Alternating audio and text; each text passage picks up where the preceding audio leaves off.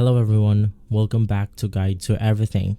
In today's video, I'm going to show you on how you can connect TradingView to NinjaTrader. So this is really simple. Just head over to the official application of the TradingView website right here, or the official website, and simply inside you then want to launch your chart. In my case, I'm going to be opening the gold exchange right here.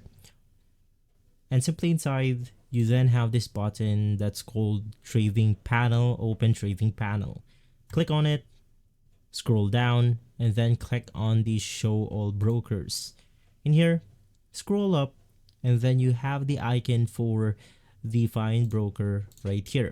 Just search for Ninja, and then you have the NinjaTrader option.